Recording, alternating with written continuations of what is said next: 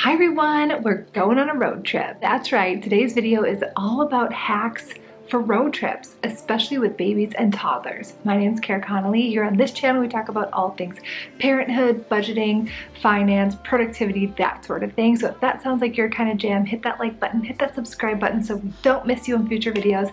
And it really helps my channel out. So thank you so much to those of you who do that.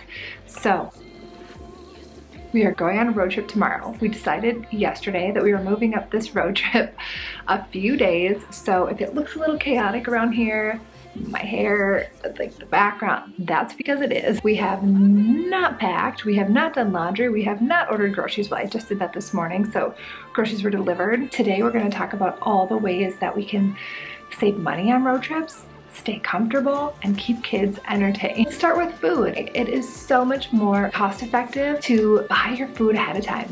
Plan your meals. I mean, part of road trips is eating out, let's face it, but if you only eat out once a day, that's way more cost effective than eating out 3 times a day or even more if you're getting snacks and things at the gas station. So why not plan ahead, buy those things at the grocery store instead, pack them, and then bring them. So what we're doing is we're bringing food for in the car, like for the drive as well as for the destination. We're really fortunate that we are going somewhere. We're going 6 hours north. Well, it's 6 hours without kids. So with kids, who knows how long that's gonna take. 6 to 10 hours, who knows. We have a kitchenette, so that's good. We can cook our meals when we're there. Or the car ride, I am packing this bag of snacks. So basically, us parents are gonna be in front, the 2 girls are gonna be in the back. Oh, if you don't know, I have 2 babies. So one is 9 months old and one is 2.5 years old. Still very much babies to me, so they will be in the back. So if Ava gets hungry, you know, I can just kind of like pass her a pouch or pass her fruit snacks or nuts or whatever it is I have in this bag. And kind of be able to manage snacks and food that way. Now, Azura will be a little bit different. I'll have to pass her a bottle. I'm not really comfortable feeding her solid without really being monitoring her. You know, she's just still learning how to eat. So that'll be totally different. Another thing to save money is you are driving. Take advantage. You have more room. You have more freedom. You can do what you want. You can do what you need. So bring a cooler. Put all the things in the cooler that you need to eat, that you are going to go bad maybe when you're gone. Take full advantage. And the other thing is freeze things. So we are going on this 6-hour road trip. I mean, it's probably going to take 8 to 10 hours, let's be honest. Things are not going to last that long. Ava's milk that she needs, not going to last that long. Once we get to where we're going, we will be over an hour away from a town. So like if we forget milk, that's 1 hour there and 1 hour back. That's 2 hours for milk. So we are overpacking and hopefully we'll have enough to bring some home. You know, that's no big deal if we bring some food home. What we're going to do is freeze some of her milk. So I've poured some of her milk from the ½ gallon into a bottle. So she can drink that today or tomorrow morning or in the car tomorrow. And then there's enough room in the gallon carton to expand, because you know when things freeze, they expand.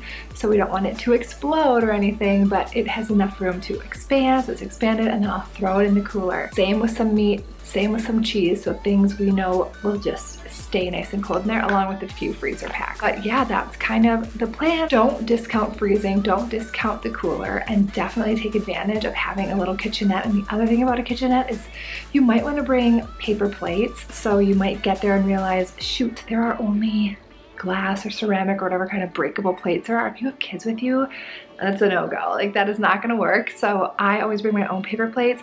So much easier and less mess with the kids, and just like we can clean up so much faster, and even get compostable plates if you're worried about the environmental impacts of throwing away plates. You can bring home your compost. We have a truck, so we can throw it in the bed. If you don't have a truck, that'll be kind of difficult. And if you're camping, for example, if there are bears, that might not be as possible, but just an idea. The other tip I have about food is to make a list. So I've made a list here for what dinners we're doing, what appetizers we're bringing, what lunches, breakfast, snacks, and drinks we want to have.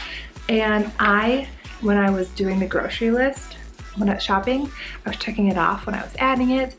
And then once I start packing, I'm going to check it off once I pack it, because again, we're going to be so far away. If I go through the whole pain of ordering it and getting it here and then I forget it, I'm going to be so frustrated with myself. So that's just a little tip. Check it off when you order it and also when you pack it. Okay, so now let's talk about being in the car. There are a few things you can do to make your experience a little more luxurious, a little more comfortable, and a little less messy.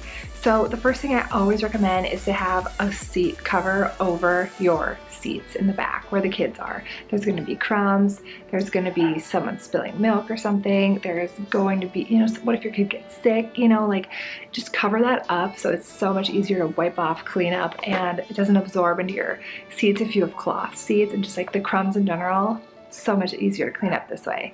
Next I recommend is having an actual garbage bin, like a plastic bin that you can, not just a bag, but a bin that stays stationary and you know where it is and your kids know where it is, so at all times y'all can just throw things in there throughout the trip as needed. It keeps your car so much cleaner and so much more organized. And if we have one, and Ava will just put down with the pouch and be like, all done, and like drop it into the garbage, and it just works great for things like that. So the next thing on my list is for entertainment. So we have kind of like the snack bag. I have an entertainment bag for Ava and Azura, where I have some of her favorite toys in here, the ones that she's used to and that I know she likes kind of playing with.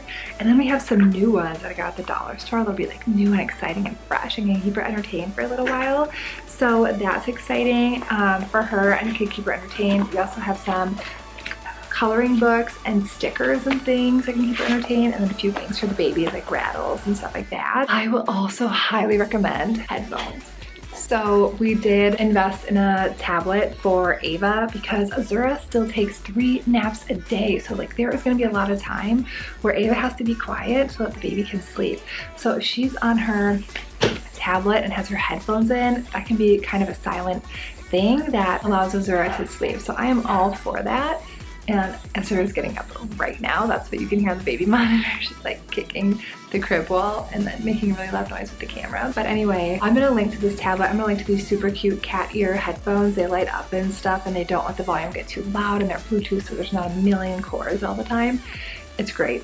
I highly recommend both of these items. That was kind of the entertainment in the car. Now let's talk about packing. So packing, I am such a fan of overpacking and not needing to use every single thing that I pack. Like I'd much rather be in that situation where I'm over-prepared than where I'm under-prepared. My husband is always like, oh, you're packing too much stuff. It's like, I don't care. If it rains, I'm gonna be prepared. You're gonna be miserable. Like that is not my problem. You know, like I'd much rather be that. And with kids, ugh, so true. I'm not gonna run out of clothes. Like Azura's been a little bit sick. What if she goes to the bathroom through her onesie? Like today, she's already on her 3rd outfit. What if that happens up there? We don't have a washer and dryer. I mean, we can wash the clothes and hope that they dry in time, but I'd rather just have several extra outfits and be prepared that way than have to stress. So that's kind of my philosophy there. That goes in terms of like medicines, first aid, that sort of thing too. Another thing about packing that I recommend is, so for us, we're gonna have a million things to bring in. We're bringing a pack and play, a little mattress for a pack and play, a bag for swimsuits and life jackets, our own suitcases, our activity bags, a bunch of groceries, a cooler, like so many things. So there's gonna be a million trips. So my husband and I are gonna share one larger suitcase. So one half will be his, one half will be mine. So that way it's just like one less trip. It's one big bag, but it's one less trip. Now, if you have a smaller vehicle and you're kind of struggling to fit everything in, I would definitely recommend going the opposite route and doing more smaller bags, because it's way easier to kind of Tetris smaller bags, multiple smaller bags into a car trunk than it is big bags. Like maneuverability in general is just not great with the bigger bags. So depends on what your needs are, depends on where you're going, depends on the size of your vehicle and all of that sort of jazz. So just FYI there. And then another tip for packing is bring a wet bag. And what I mean by a wet bag, I mean you could even use like a garbage bag or something, but something that you could put wet items in that you can bring home, that they don't get everything else wet. So like if you're like, life jackets are so bulky, if you go somewhere where you use a life jacket and then those get wet, throw it in the wet bag. You don't have to worry about it getting everything else all wet and gross, or swimsuits or towels, like anything like that, you can throw in the wet bag. Also, I would highly recommend packing Ziploc bags for your drive, because my example earlier, if the baby has an accident, goes to the bathroom through their onesie, like you don't want to sit there and smell that the whole ride. You don't want to throw away that outfit either. So if you can just throw it in a Ziploc bag, zip it up so you don't have to smell it the whole time. So those are all of my tips and tricks and hacks for road trips with babies and toddlers. Let me know your thoughts. Let me know what I missed. Let me know if anything has worked for you, or if you have any big trips coming up. I'd love to hear about it. We are gonna vlog this trip, so subscribe so you don't miss that video, but that would be a good one. And we're going up to the Gunflint Trail, which is about a mile away from Canada. So I hope we see some northern lights. It's not really the right season, but fingers crossed, let's just manifest that. We're gonna have that happen for us, okay? But anyway, thank you so much for watching, and we'll see you guys next time. Happy travels. Take care. Bye.